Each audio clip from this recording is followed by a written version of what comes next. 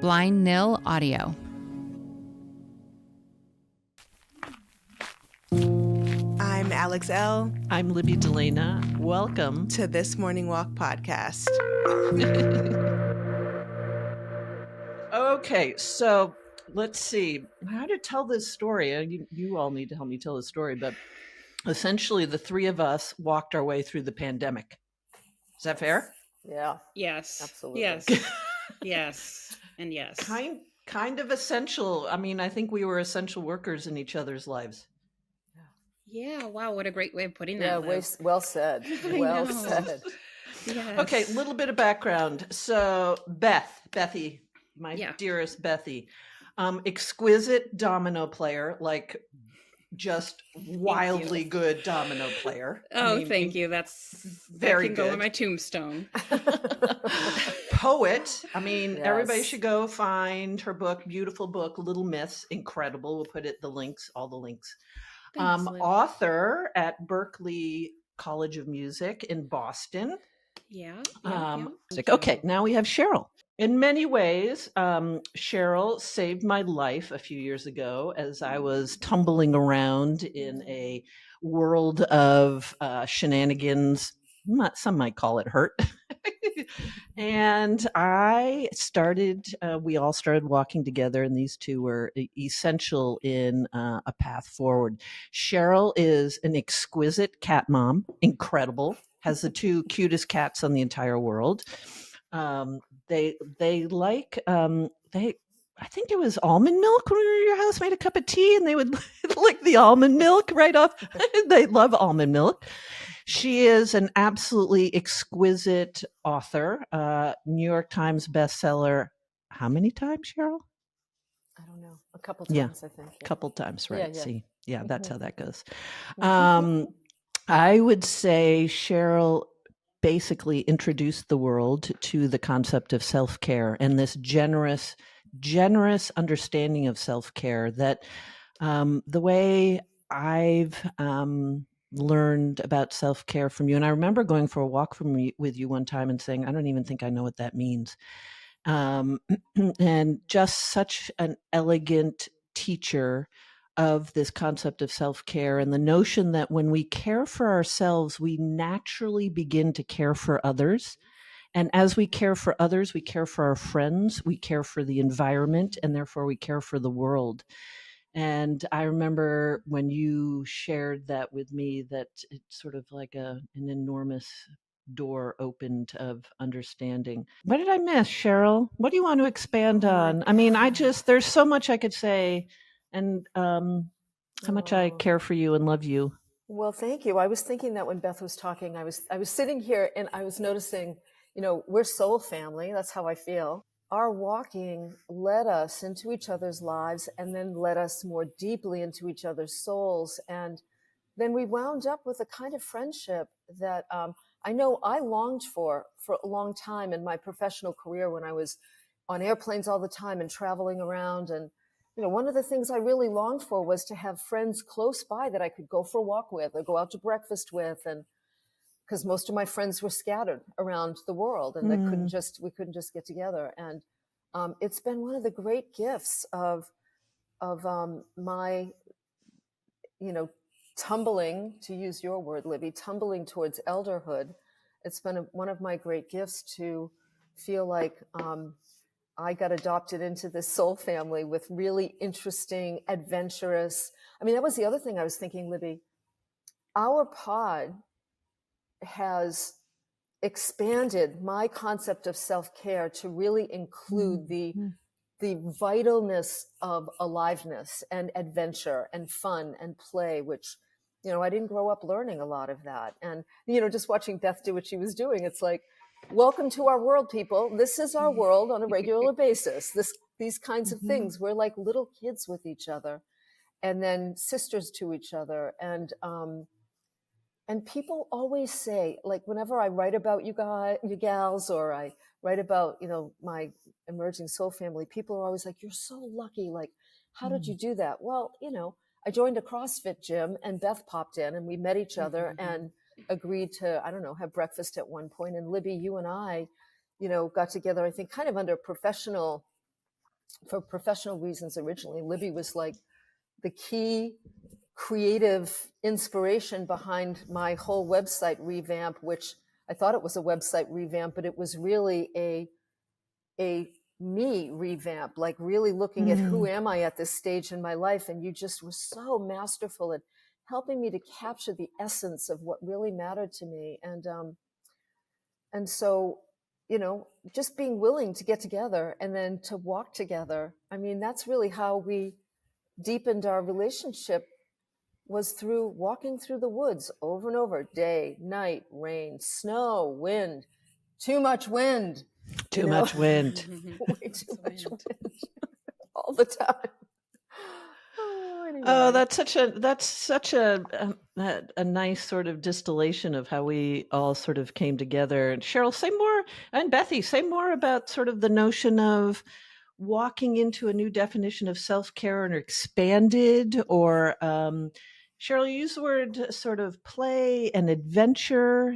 Yeah. And that wasn't part of how you grew up, or that wasn't part of your initial understanding of self-care. How did that shift? How did we all shift that for each other? Well, I think one of the first things that comes to mind for me is when I was young. You know, a lot of times as women, if we go back to our time of puberty and we look at what was really important to us during that time, it always holds clues as to what the soul, you know, like what our essence really feels deeply attached to. And so for me, it was nature when I was a kid, you know, like, you know, remember back when we were kids, we were out all day. We didn't have technology.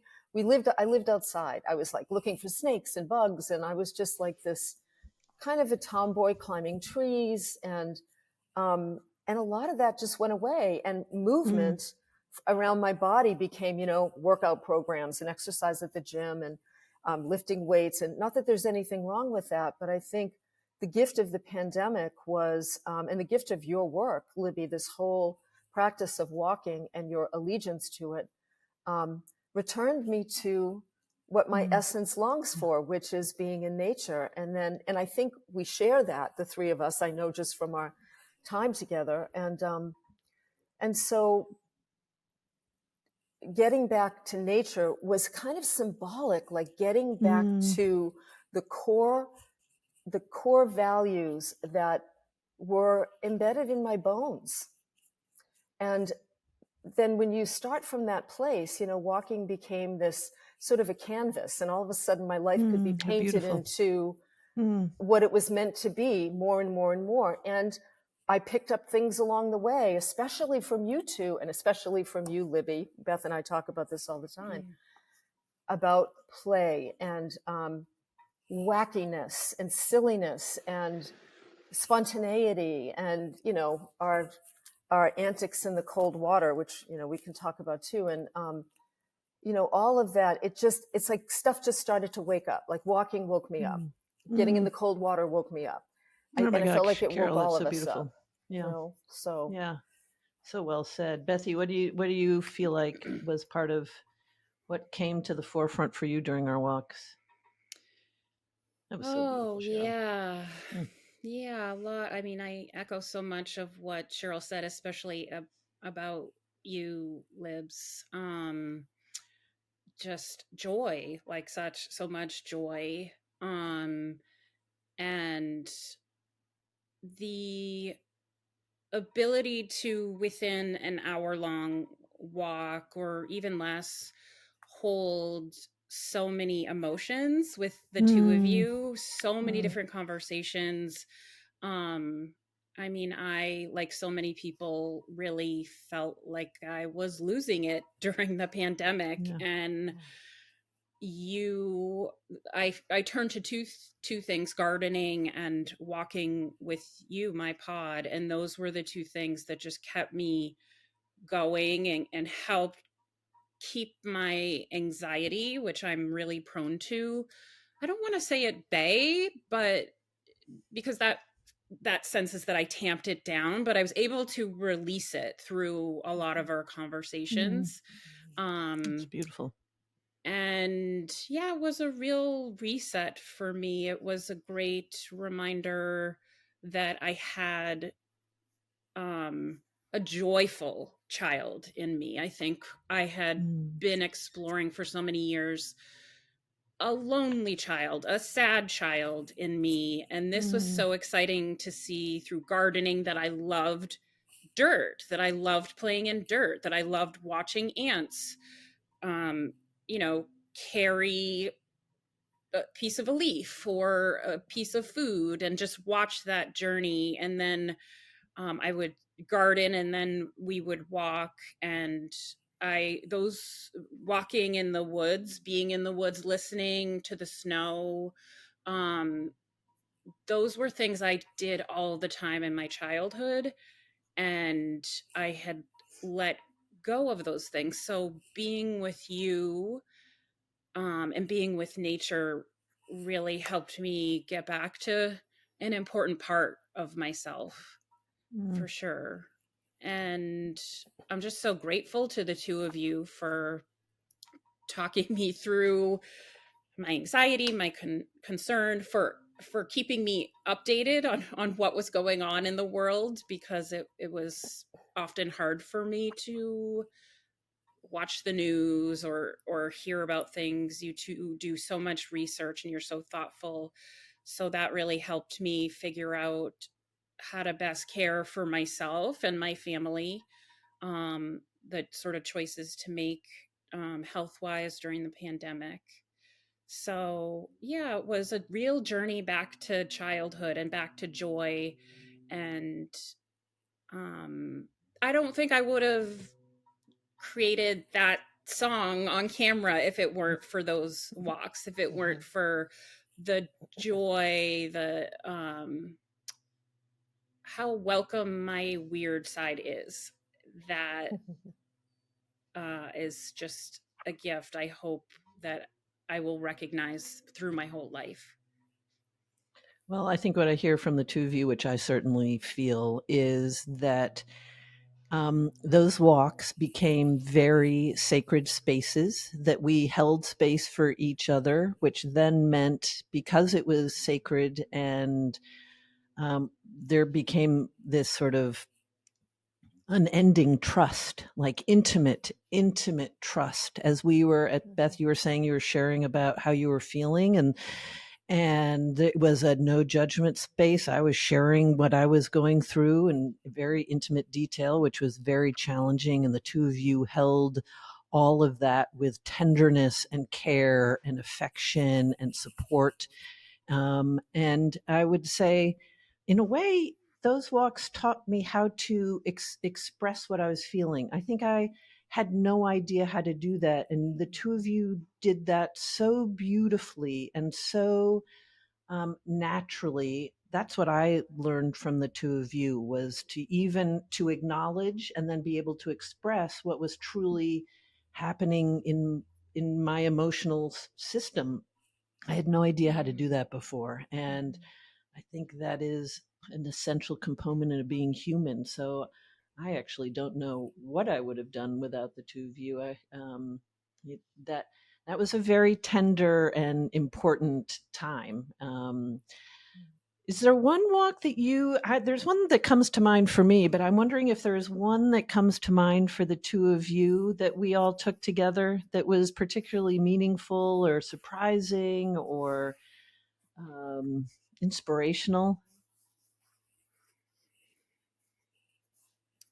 I think there was Go ahead, one Beth. where we were talking, somehow we got around to talking about fathers and death, and we both have fathers who've passed. All of us, all three of us have fathers. I hope that's okay that I share that. If not, cut it out, Libs. But yeah, and we stopped. I know exactly where it was in Maudsley, and we listened to the wind, and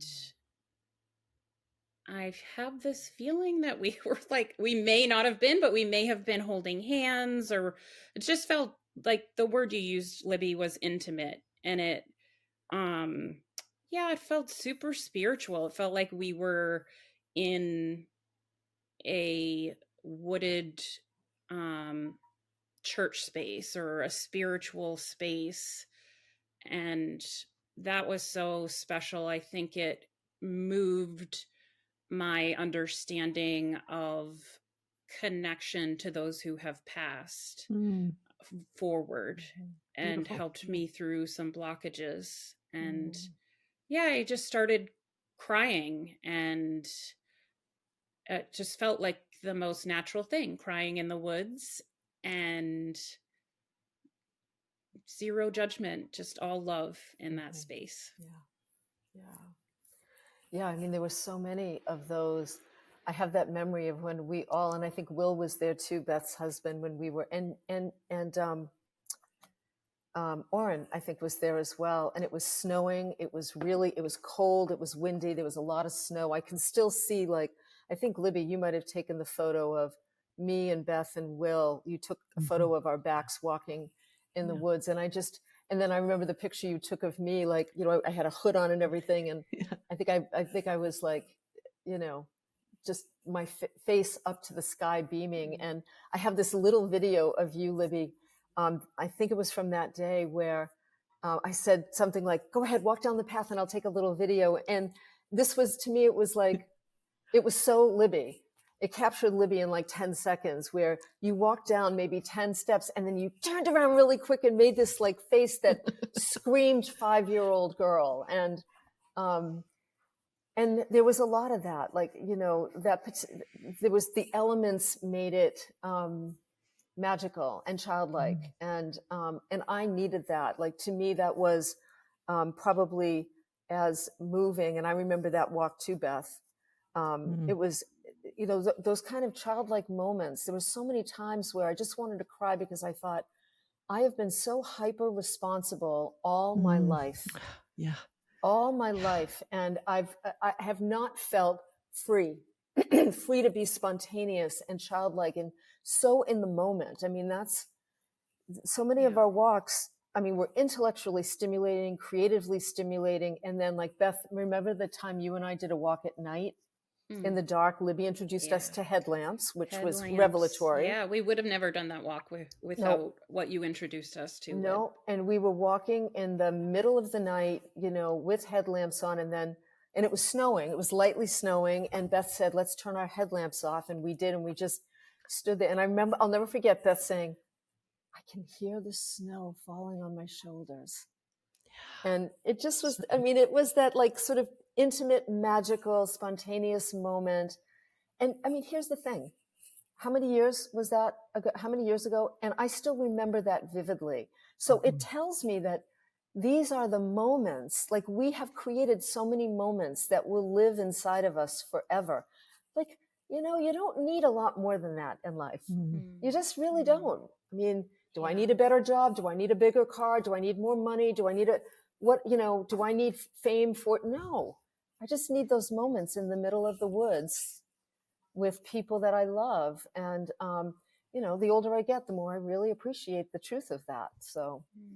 Oh, so beautifully said, the two of you. And of course, Beth, hearing the snow of the sound of the snow falling on her shoulders. How poetic, says our poet. It's yes. so beautiful. Oh my gosh, yes. So I have two walks that I remember. One is all of us walking together in the night in Maudsley through this sort of evergreen tunnel. I think we have a picture of us with the headlamps on. And I don't even really remember what we were talking about, but I remember it too was quiet. It was, somehow it felt very safe.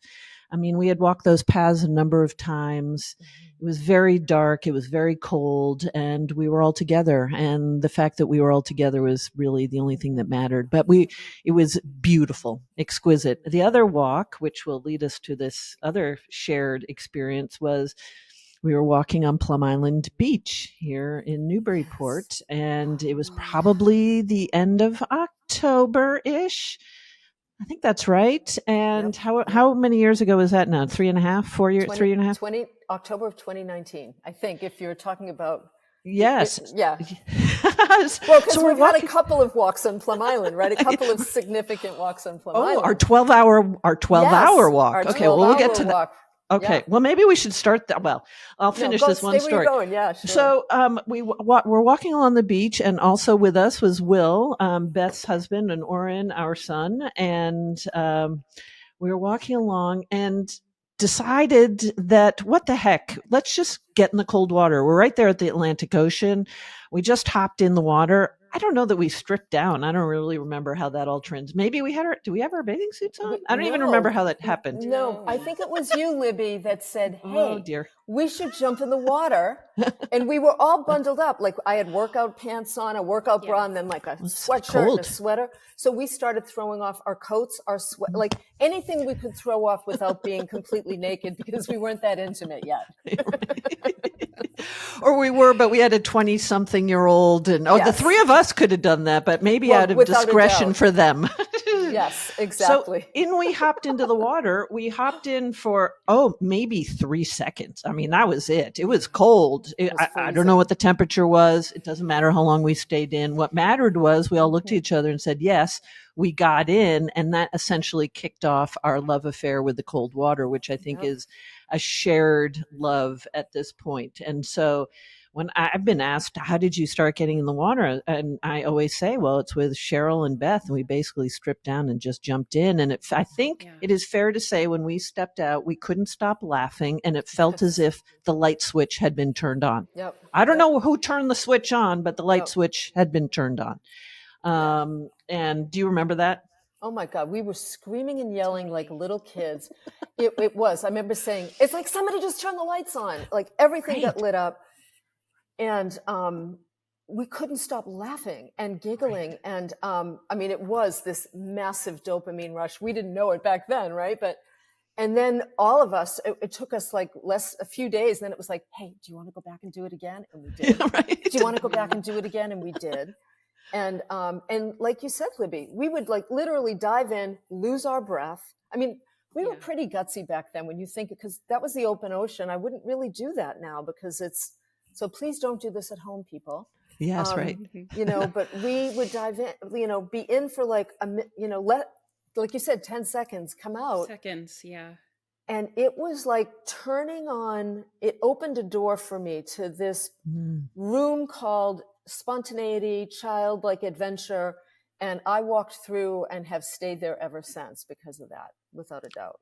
And you get in every morning into your tank? I have a cold tub. Yeah, I mean, I'm in the Northeast. It's getting warmer here. And Libby and I, before we came on, we're talking about, it's getting warm. Like I'm a woman. Sadness. Yes, I'm a woman who's hated the winter for decades. And now I look forward to the winter and I miss my cold tub in the summer. And the ocean here that I never went into for 20 years, I can swim in it all summer long and it's still not cold enough for Isn't me. that amazing? It's crazy. And I think about some of our, talk about joyous and goofy, some of our, dress up adventures. So we'll get dressed up and get in the water too, which is silly. Oh my God, Beth, I still have Beth. What was that picture of you? Was it like the 80s? Just disco dip.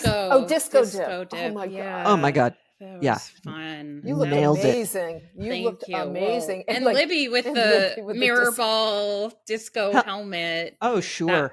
That I mean. Oh my God. We had so many great dips, theme dips, and And then dips, like I remember a dip with a friend of ours who will go unnamed, but remember she was going through a divorce and she was really struggling.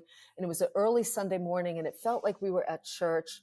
And she was she was angry. And we all just we formed a circle in the water, freezing cold water. And we just started howling with her to give her a chance to like get those feelings up and out. And that was amazing. And that was, I think that was transformative for her that morning. I really do. She'll never forget that. I would agree. And so I would say that all of our cold dipping began with a walk, which is amazing, which I forgot about as we started talking about walking on the beach. The three of us, for your birthday, Cheryl, did a 12-hour walk. Yes, we walked consistently for 12 hours. Yep. We did. We should do that again. Sure you know what? We should do it again. Yeah. Absolutely. It was awesome. What do you remember about that, Bethy? Oh, Gosh, well, I remember being so nervous. I mean, one of the gifts, I'll tie this in, I promise. I know I'm all over the place with my stories, but one of the gifts that you both gave me is just I belong in nature. I think I had it, I told you this before. I had it in my mind that only certain people belong in nature or can say I hike or I forgot that we all belong there. And I've gone through so many health journeys and journeys with my body and body image and the changes of my body, and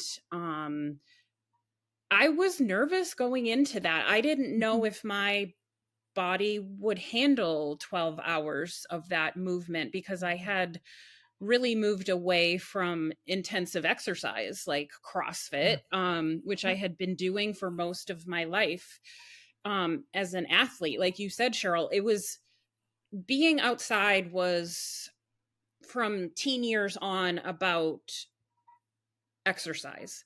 And so you all in our walks reminded me that it's more about being in nature. It's more about how I feel when I move my body. And so I was nervous going into it, but that dissipated when we got on our headlights and we got going early in the morning. We started in the dark and it was just magical. I just had to talk myself through some of the challenging moments for me, because for me it's often just mental. And I know, Lib, you've talked about this a lot on your podcast, which I love and listen to, that I just had to remind myself, look, be in the present. Look, there's Lib, there's Cheryl.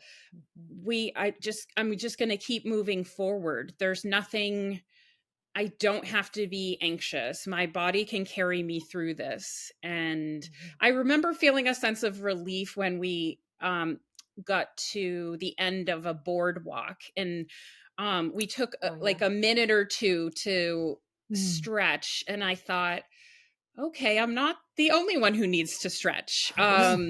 Yeah. And I just remember like how beautiful that moment felt.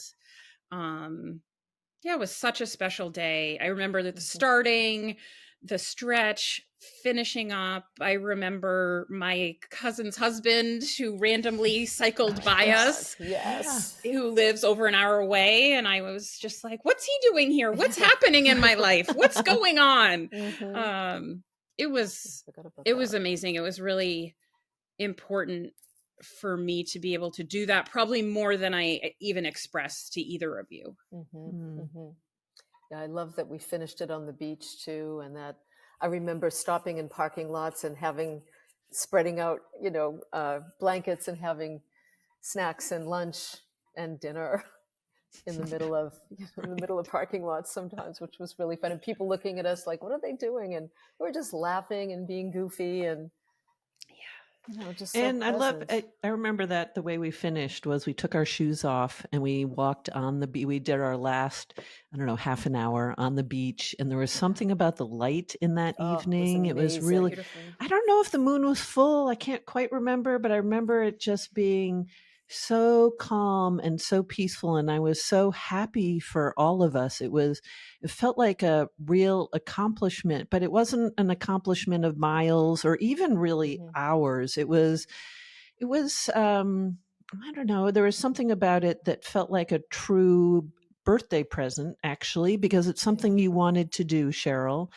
And to have people, as you described, Beth, on either side, and we could look at each other and know we were safe and that we were loved. And if somebody said, I need something to eat, we stopped and had something. There was no pressure. There was no expectation.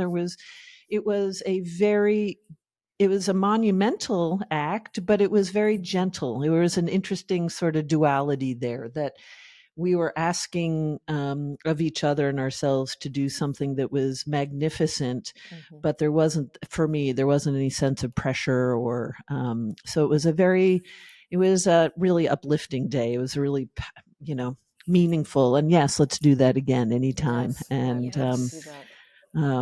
well, thank you both. I love you dearly. I'm around this week. Let's go for a walk. And I appreciate you taking this time. And I have to say, it's really fun to rethink. It's fun to sort of wind back and review some of those experiences.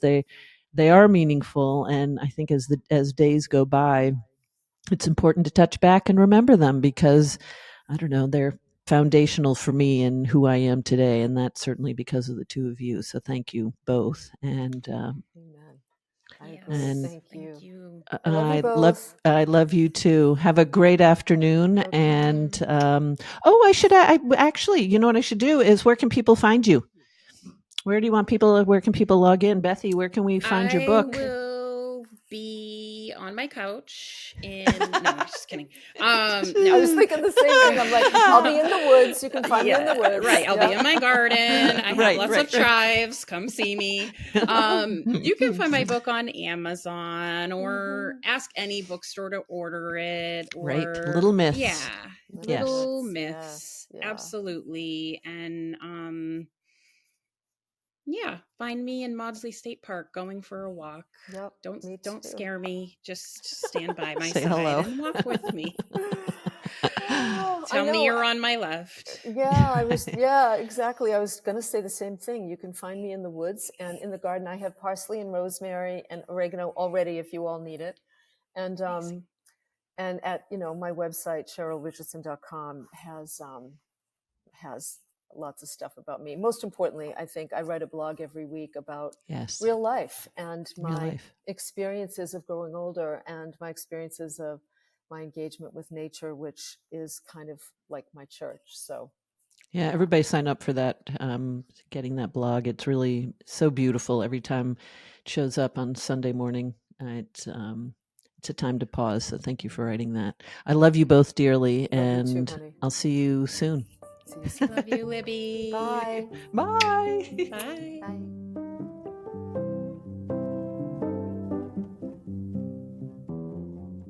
This Morning Walk is a production of Blind Nil Audio, hosted by me, Alex L. And me, Libby Delana. Produced and edited by Chris Jacobs. If you find value and meaning in the conversations that Libby and I have, please share the show with a friend and consider leaving a 5-star review. Comments on Apple Podcasts really help us out. When you do that, it introduces this show to a bigger audience. Thank you so much for listening. You are wonderful. Have a great walk.